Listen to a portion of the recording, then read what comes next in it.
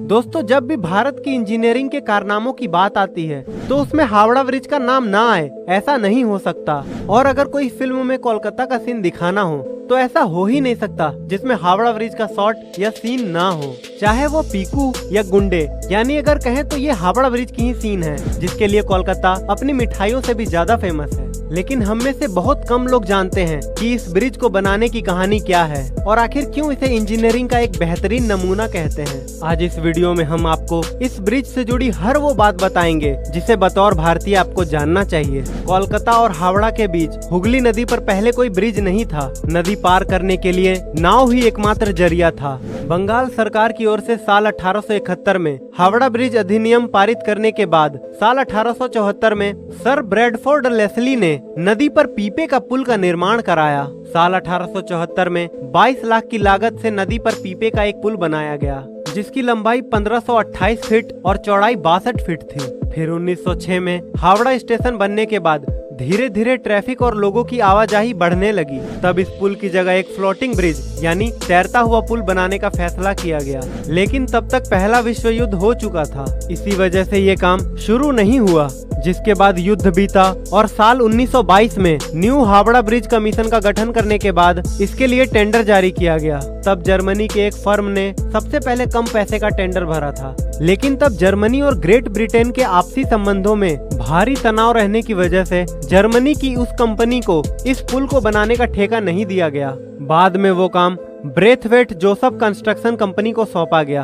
अगर बात करें कैंटरलेबर ब्रिज को बनाने की तो इसमें 26,500 टन स्टील का इस्तेमाल किया गया है और उस वक्त इतना स्टील इकट्ठा कर पाना एक बहुत बड़ा टास्क था। लेकिन पुल का निर्माण बहुत जरूरी था, इसीलिए देश की बड़ी स्टील बनाने वाली लगभग इकलौती कंपनी टाटा ने अपने पास से स्टील बेचने की बात कही। इसी कारण डिमांड में से 23,500 टन स्टील की सप्लाई टाटा स्टील ने की थी। यानी अगर देखें तो ये पुल एक तरह से टाटा का ही पुल है। स्टील मिलने के बाद हावड़ा ब्रिज की डिजाइन तैयार की गई, जो कि अंग्रेजों की एक शर्त थी कि ब्रिज चाहे जैसा भी बने लेकिन ब्रिज के नीचे कोई पुल नहीं होना चाहिए, ताकि ब्रिज के नीचे से निकलने वाले बोट्स को कोई दिक्कत ना हो।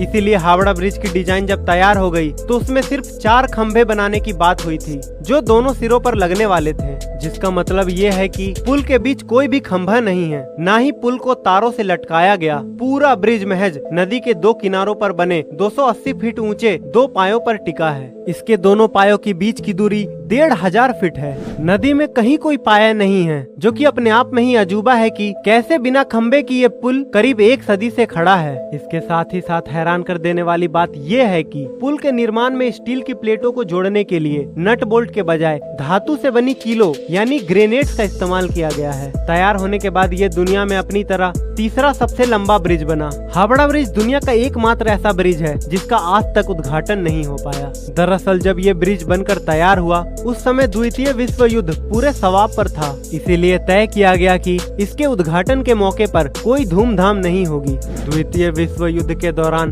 जापानी सेना ने इस ब्रिज को नष्ट करने के लिए भारी बमबारी की थी, लेकिन संयोग से ब्रिज को कोई नुकसान नहीं पहुंचा। कोलकाता और हावड़ा को जोड़ने वाला ये ब्रिज जब बनकर तैयार हुआ तो इसका नाम न्यू हावड़ा ब्रिज रखा गया। 14 जून 1965 को गुरु रविंद्रनाथ टैगोर के नाम पर इसका नाम रविंद्र सेतु रख दिया गया। लेकिन आज भी लोग इसे हावड़ा ब्रिज के नाम से ही जानते हैं। सबसे ज्यादा रोचक बात तो ये है, आज इससे रोजाना लगभग 1.25 लाख गाड़ियां और 5 लाख से ज्यादा पैदल यात्री गुजरते हैं। लेकिन अगर शुरुआती समय की बात करें तो ये ब्रिज बनने के बाद इस पर पहली बार एक ट्राम गुजरी थी, लेकिन बाद में ट्रैफिक बढ़ने की वजह से इस ब्रिज से ट्राम को गुजरने पर बैन लगा दिया गया। एक और बात इस ब्रिज के बारे में बहुत रोचकता के साथ सुनाई जाती है कि ब्रिज दोपहर 12 बजे से रात के 12 बजे तक बंद कर दिया जाता है। इसके पीछे जो कारण है उसके अनुसार हावड़ा ब्रिज के इंजीनियर ने इस पुल के बन जाने के बाद कहा था कि ये पुल अगर गिरता है तो 12 बजे ही गिरेगा, लेकिन उसने ये नहीं बताया